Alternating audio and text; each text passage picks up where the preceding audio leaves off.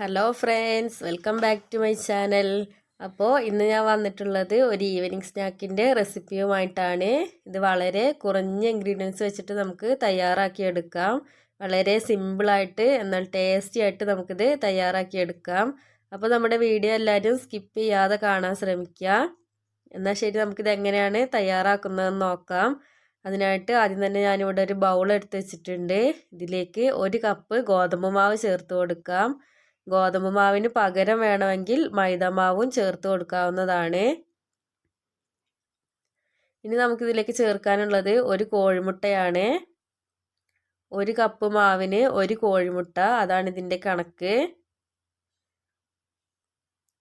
ഇനി നമുക്കിതിലേക്ക് സവാള ചേർത്ത് കൊടുക്കാം. ഞാനിപ്പോൾ മീഡിയം സൈസിലുള്ള ഒരു സവാള ചെറുതായിട്ട് കട്ട് ചെയ്തെടുത്തിട്ടുണ്ട്.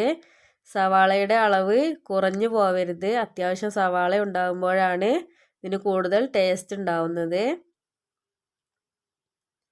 ഇനി നമുക്കിതിലേക്ക് 1 പച്ചമുളക് ചെറുതായിട്ട് കട്ട് ചെയ്തത് ചേർത്ത് കൊടുക്കാം. മുളക് പൊടി ചേർത്ത് കൊടുക്കുന്നുണ്ട്, അതുകൊണ്ടാണ് 1 പച്ചമുളക് ചേർക്കുന്നത്. ഇതിലേക്ക് ചെറിയൊരു പീസ് ഇഞ്ചി ചെറുതായിട്ട് കട്ട് ചെയ്തത് കൂടി ചേർത്ത് കൊടുക്കാം. ഇനി നമുക്കിതിലേക്ക് ചേർക്കാനുള്ളത് ആവശ്യത്തിനുള്ള മല്ലിയിലയാണ്. മല്ലിയിലയ്ക്ക് പകരം വേണമെങ്കിൽ കറിവേപ്പിലയും ചേർത്ത് കൊടുക്കാവുന്നതാണ്. ഏത് ചേർത്താലും ഇതിന് നല്ല ടേസ്റ്റ് തന്നെയാണ്. ഇനി നമുക്കിതിലേക്ക് ആവശ്യമായിട്ടുള്ള പൊടികൾ ചേർത്ത് കൊടുക്കാം. ആദ്യം തന്നെ എരിവിന് ആവശ്യമായിട്ടുള്ള മുളക് പൊടി ചേർത്ത് കൊടുക്കുന്നുണ്ട്. 1/2 ടീസ്പൂണാണ് ഞാൻ ചേർത്ത് കൊടുക്കുന്നത്. എരിവ് കൂടുതൽ വേണമെന്നുണ്ടെങ്കിൽ മുളക് പൊടിയുടെ അളവ് കൂട്ടാവുന്നതാണ്. ഇനി നമുക്ക് 1/4 ടീസ്പൂൺ മഞ്ഞൾപ്പൊടി ചേർത്ത് കൊടുക്കാം, ഒരു കളറിന് വേണ്ടിയിട്ടാണ്. ഇനി ഇതിലേക്ക് 1/4 ടീസ്പൂൺ ഗരം മസാല കൂടി ചേർത്ത് കൊടുക്കുന്നുണ്ട്. ഗരം മസാല കൂടി ചേർത്ത് കൊടുത്തു കഴിഞ്ഞാൽ ഇനി നമുക്കിതിലേക്ക് ആവശ്യമായിട്ടുള്ള ഉപ്പ് ചേർത്ത് കൊടുക്കാം. ഇനി നമുക്ക് ഇതിലേക്ക് കുറേശ്ശെ വെള്ളം ഒഴിച്ച് കൊടുത്തിട്ട് ഇതിൻ്റെ മാവൊന്ന് റെഡിയാക്കി എടുക്കണം. വെള്ളം ഒന്നിച്ച് ഒഴിക്കരുത്, കുറച്ച് കുറച്ച് ഒഴിച്ചിട്ട് വേണം മിക്സ് ചെയ്തെടുക്കാനായിട്ട്. പക്കവടയുടെ മാവിൻ്റെയൊക്കെ അതേ രൂപത്തിൽ നമുക്കിത് മിക്സ് ചെയ്തെടുക്കാം. അതേ കട്ടിയിൽ മിക്സ് ചെയ്തെടുത്താൽ മതി, കൂടുതൽ ലൂസായി പോവരുത്. കൈകൊണ്ട് നുള്ളിയിടാൻ പാകത്തിന് വേണം നമ്മളിത് റെഡിയാക്കി എടുക്കാനായിട്ട്.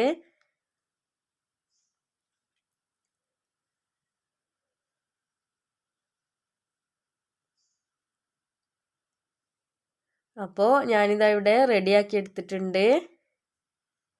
ഇത് കട്ട കുത്താതെ റെഡിയാക്കി എടുക്കണം. എന്താ ഈ ഒരു രൂപത്തിൽ, ഈ ഒരു കട്ടിയിൽ വേണം റെഡിയാക്കി എടുക്കാനായിട്ട്. ഇനി നമുക്കിതൊരു 10 മിനിറ്റ് വേണമെങ്കിൽ റെസ്റ്റ് ചെയ്യാൻ വെക്കാം. ഇനി 10 മിനിറ്റ് വെച്ചില്ല എന്നുണ്ടെങ്കിലും കുഴപ്പമൊന്നുമില്ല, ഉടനെ തന്നെ നമുക്ക് ഉണ്ടാക്കിയെടുക്കാം. മുട്ടയൊക്കെ ചേർത്തുകൊണ്ട് നന്നായിട്ട് പൊങ്ങി വന്നോളും. നമുക്ക് ഓയിൽ ചൂടായി വന്നിട്ടുണ്ട്. ഇതിലേക്ക് കുറേശ്ശെ കുറേശ്ശെ ഇട്ട് കൊടുക്കാം.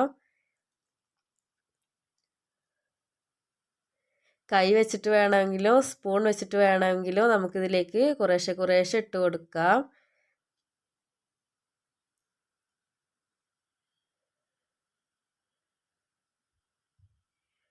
ഞാനിതാ ഇപ്പോൾ മുഴുവൻ ഇതിലേക്ക് ഇട്ട് കൊടുത്തിട്ടുണ്ട്. ഇനി നമുക്കിത് ഗോൾഡൻ ബ്രൗൺ കളർ ആവുന്നത് വരെ തിരിച്ചു മറിച്ചു ഇട്ടിട്ട് നന്നായിട്ട് ഫ്രൈ ചെയ്തെടുക്കാം.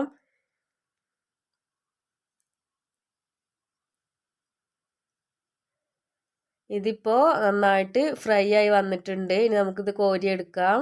അപ്പോൾ നമ്മുടെ സ്നാക്സ് ഇവിടെ റെഡി ആയിട്ടുണ്ട്. എല്ലാവരും ഒന്ന് ട്രൈ ചെയ്ത് നോക്കുക.